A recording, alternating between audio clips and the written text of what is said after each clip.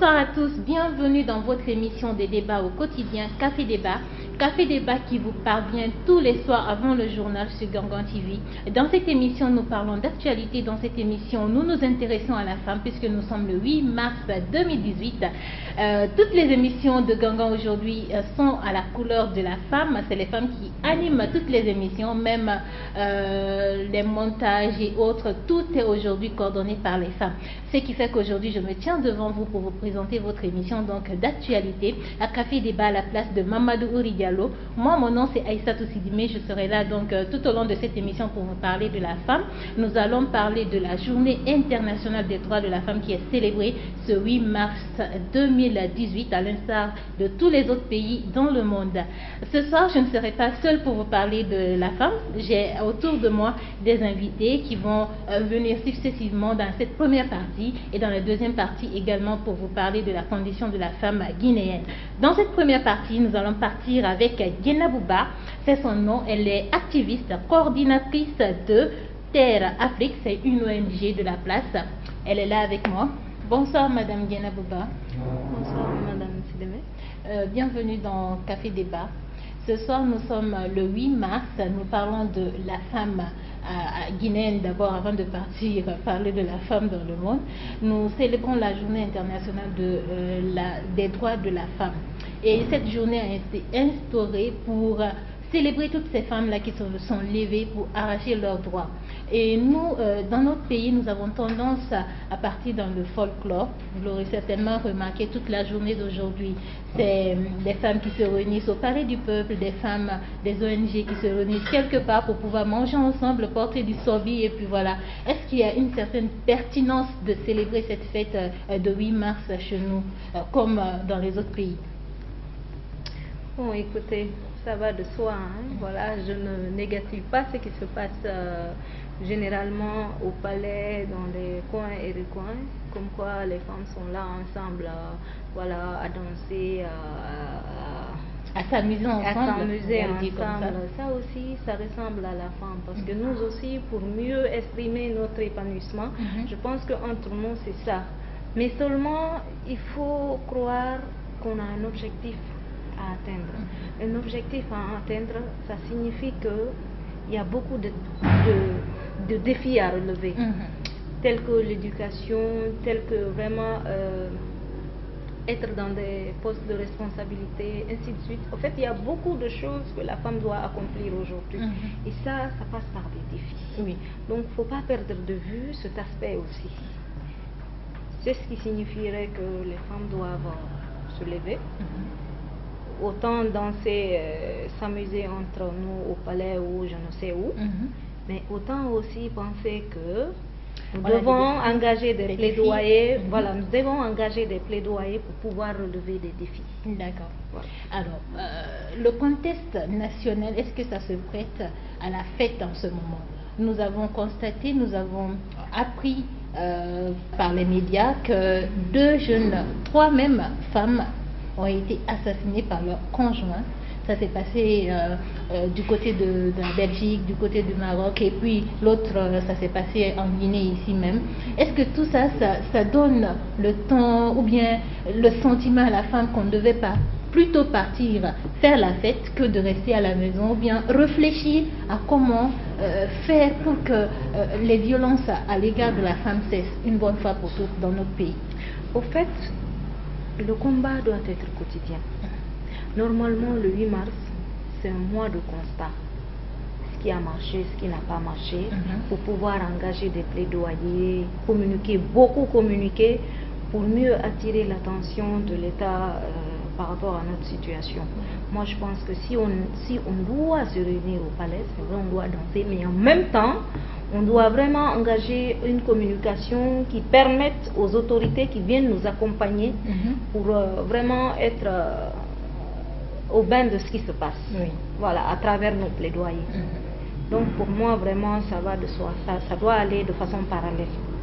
On est là, on se célèbre, mais en même temps, on prouve aux gens que l'heure est grave, ça ne va pas. Donc on doit vraiment faire attention à nous. Voilà. Exactement. Et l'heure est très grave chez nous, puisque vous n'êtes pas sans savoir que l'éducation guinéenne est prise en otage en ce moment. Cela fait plus de 4 semaines que les enfants sont à la maison. Et la crise perdure, pas de solution pour le moment. Hier, les femmes sont descendues sur le terrain pour réclamer que les enfants devaient être dans les écoles. Qu'est-ce que cela vous dit tout cela? Moi, je pense que c'est pas que l'éducation. En fait, il faut voir le pays. J'ai très peur. On va vers le rouge. Il faudrait que les Guinéens comprennent que la paix n'a pas de prix. Parce que si ça ne va pas, où est-ce qu'on va aller? Nous, on a reçu les gens chez nous. On a reçu les autres pays chez nous. On sait combien de fois on en a souffert. Voilà. Parce que recevoir un étranger chez toi, c'est pas évident. Bon, bien qu'ils ne sont pas aussi étrangers que ça, parce que c'est des pays voisins, mais ce n'était pas notre souhait vraiment que ça soit dans ces conditions. Donc attention, la Guinée, il faut faire beaucoup attention. Et on est un pays stratégique. La Guinée est un pays stratégique. De deux, il faut prôner la paix. Il faut prôner la paix, il faut aller vers une table de négociation. Ça ne sert à rien vraiment de continuer à tirailler,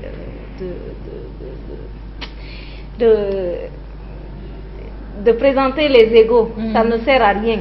Parce que quoi qu'on fasse, on terminera par une table de négociation. Alors pourquoi ne pas commencer là pour que le pays vraiment cesse de souffrir pour des banalités.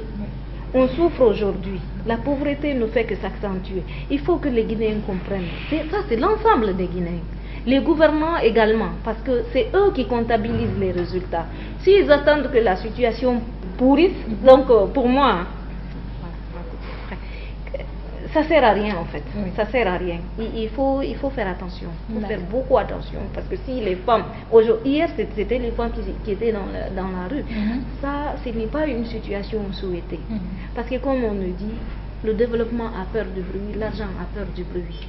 Dès que ça commence à crier, les gens qui sont là, les étrangers qui sont là, ils se retirent. D'accord. Du coup, le pays tombe dans le chaos. Voilà. Et Madame Djenaba, je rappelle encore une fois de plus pour tous ceux qui sont connectés en ce moment sur Gango TV, qui sont dans l'émission Café Débat. Café Débat, nous parlons aujourd'hui de la condition de la femme. Vous êtes coordinatrice d'une ONG, à l'occurrence Terre Afrique Guinée. Vous nous avez parlé tout à l'heure de plaidoyer. Vous, à votre niveau, qu'est-ce que vous faites concrètement sur le terrain? Bon, en fait, Terre Afrique est une nouvelle organisation qui vient d'être installée en Guinée. Qui vient d'être installée en Guinée. Et nous avons 3 chantiers. Nous avons l'accompagnement des associations dans les projets, ainsi de suite. Nous avons le chantier réciprocité dans la mobilité internationale des jeunes. Tout à l'heure, vous avez vu avec une volontaire qui est là, qui vient d'arriver. Donc, elle est là dans ce cadre. Vous avez le 3e chantier, le Festival des solidarités internationales. C'est un concept tout nouveau pour la Guinée, mais c'est un concept transporté de la France. Voilà. Donc voilà principalement les 3 chantiers sur lesquels on est. Et voilà, l'année surpassée, il y a une volontaire qui nous a été envoyée, voilà, qui nous a vraiment aidé à mettre tous ces chantiers-là en œuvre. Donc aujourd'hui, on est beaucoup avancé et il y a déjà une dynamique qui prend en compte tous ces chantiers et voilà, qui continue à avancer. Voilà. On va s'intéresser cette fois-ci au thème, parce que chaque année, il y a des thèmes qui sont choisis pour célébrer la Journée internationale des droits de la femme. Et cette année, nous parlons de féministes tant qu'il le faudra. Donc féministes un jour, féministes tous les jours. Qu'est-ce que cela vous évoque? Bon. Ça signifie pour moi que les femmes se battent tous les jours, voilà, et que les femmes ont le choix d'être féministes, d'être combattantes, voilà, d'être ce qu'elles veulent, pourvu que vraiment elles s'accomplissent. Voilà.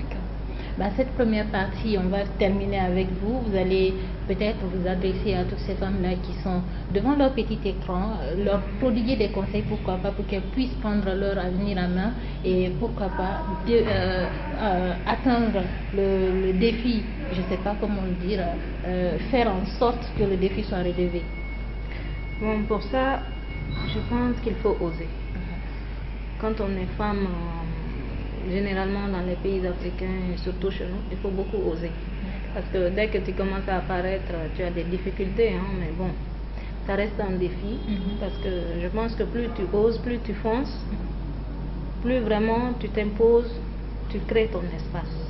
Donc il faut oser. Peut-être deuxième conseil que j'ai à prodiguer, c'est que la solidarité entre les femmes doit être agissante. C'est qu'on ne parle pas de solidarité que dans la bouche. Qu'on soit solidaire entre nous, que quelque chose qu'il faut vraiment dire voilà, aux femmes. Parce que même dans le travail, il n'y a pas de solidarité. C'est pourquoi à chaque fois que je passe un message, ça reste dans mon message. Il faut que la solidarité soit agissante. Moi je l'ai dit. Les femmes qui occupent aujourd'hui un poste de responsabilité doivent penser aux autres femmes. Parce que tant qu'on n'est pas comme ça, on n'est pas soudés, les hommes vont continuer à marcher sur nous et voilà, ils vont toujours continuer à gagner. Ils vont toujours continuer à régner sur nous. Voilà. Merci beaucoup à vous, Madame Guénabou.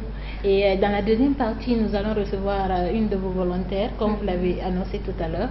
Pour le moment, nous allons observer une toute petite pause, une pause café, et puis nous allons partir avec la deuxième partie de votre émission de débat.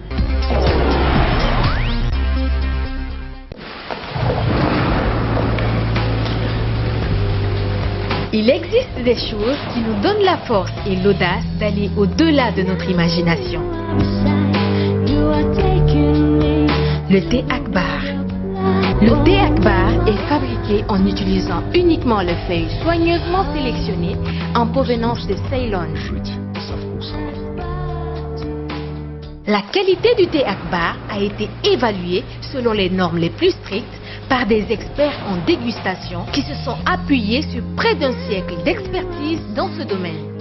Premier producteur de thé, vous pouvez faire confiance à la famille Akbar pour vous garantir votre santé. Seule la meilleure tasse de thé peut vous procurer de la fraîcheur. Thé Akbar, le leader mondial. De retour sur le plateau de Gangan TV, vous êtes dans l'émission Café Débat. Juste après la petite pause thé, nous recevons la volontaire de l'ONG Terre Afrique Guinée. Elle est là avec nous, son nom c'est Claire. Elle va nous dire un tout petit peu qu'est-ce qui l'a motivée de venir en Guinée en tant que volontaire. Bonsoir Claire. Bonsoir. Bienvenue sur le plateau de Café Débat. Merci. Et bienvenue en Guinée. Oui, c'est mon premier jour, donc voilà. je viens d'arriver. Qu'est-ce qui a motivé votre venue en Guinée? Alors, d'abord, c'est vraiment l'envie aussi de voir comment ça se passe ailleurs, de s'ouvrir au monde. Vous êtes originaire de quel pays? Je suis française. D'accord. Je viens du sud de la France et j'avais vraiment envie de partir travailler, aider à l'étranger. Pour voilà, filer un coup de main, mais en même temps aussi apprendre beaucoup parce que moi je suis étudiante et voilà, je suis autant là pour aider que pour apprendre. D'accord. Alors, votre envie d'apprendre vous a plutôt poussé vers la Guinée ou bien vous avez d'autres possibilités de partir ailleurs? Il s'est avéré que... Pourquoi voilà, le choix de la Guinée? Alors pourquoi le choix de la Guinée? Parce que c'est avéré que justement il y avait une dynamique autour de Terre Afrique ici. Et il y a surtout le Festisol, le Festival des Solidarités, qui est un événement sur lequel je vais travailler en appui à la coordination de Madame Gina Bouba, pour justement insuffler une dynamique artistique. Moi je suis en master en art du spectacle et je cherche à utiliser l'art, à porter l'art comme un vecteur de solidarité, un vecteur de sensibilisation pour tous les publics, que ce soit des enfants ou des adultes. Et ça va se passer en combien de dates en Guinée? Vous serez là pour combien de temps? Là, je suis là pour 5 mois. Pour 5 mois. Et en 5 mois, vous allez faire quoi sur le terrain? Alors sur le terrain, bon, bien sûr, je vais découvrir plein de choses. La Guinée, c'est sûr. Mais je vais aussi, voilà, prendre rendez-vous avec des porteurs de projets pour pouvoir les aider, organiser des séminaires de préparation pour justement que le Festisol, le Festival des Solidarités, se passe au mieux. Et je vais aussi essayer de porter un projet de spectacle, de sensibilisation, pour sensibiliser les enfants aux problèmes liés à la déforestation. D'accord. Et après tout cela, vous allez partir et nous oublier ici, ou bien c'est prévu de revenir en Guinée? Alors, je ne sais pas encore si je vais pouvoir revenir, oui. Mais une chose sûre, c'est que non, l'expérience ne restera pas oubliée, elle ne restera pas vaine. C'est un petit peu le but de la réciprocité, c'est-à-dire que chaque expérience d'un départ à l'étranger, que ce soit des Guinéens qui viennent en France ou des Français qui partent en Guinée, on a envie de valoriser ces expériences pour que des actions qui sont faites ici puissent se refaire en France et inversement. D'accord. Vous êtes une femme, nous sommes le 8 mars. Forcément, vous avez quelque chose à dire autour de la fête internationale des droits de la femme. Qu'est-ce que cela vous évoque? Alors, moi, je suis française, je suis d'une génération où les droits de la femme ont quand même beaucoup évolué, même s'il reste encore des combats à mener. Oui, effectivement. Moi, tout ce que j'ai envie de saluer, c'est vraiment le travail aujourd'hui de toutes ces femmes guinéennes qui se battent au jour le jour pour que la femme ait sa place dans la société et que l'égalité règne entre les hommes et les femmes. Parce que c'est surtout ça. Contrairement à ce qui se passe chez vous, par exemple en France, je parle de surtout toutes ces femmes-là qui se sont retrouvées à un moment dans la rue pour leur mouvement Balance ton port. Ça ne se passe pas pour le moment chez nous. Est-ce que vous pensez qu'à l'avenir, ce genre de choses pourrait se passer aussi en Afrique? Alors ça, je connais pas assez la Guinée pour savoir si cela va se passer. Après, ce qui est important, c'est de libérer la parole, ça c'est sûr. Libérer la parole, c'est important. On vous souhaite un bon séjour en Guinée. J'espère que vous allez vous plaire ici. Et peut-être qu'on va se retrouver plus tard, peut-être 5 mois, peut-être qu'on va se retrouver encore sur le plateau de Ganga. En tout cas, merci beaucoup pour votre visite. Ben de rien, merci à vous. Merci. Voilà, et c'est comme ça qu'on se dit au revoir pour le compte de cette émission de ce soir. Demain, vous allez retrouver votre animateur, Mamadou Ouri Diallo, pour continuer l'aventure Café Débat avec vous. Ce soir, c'est avec beaucoup de plaisir que j'étais là pour partager donc le plateau avec les 2 femmes qui étaient autour de moi ce soir. On se donne rendez-vous peut-être le 8 mars prochain, Inch'Allah. D'ici là, vous prenez bien soin de vous. Au revoir.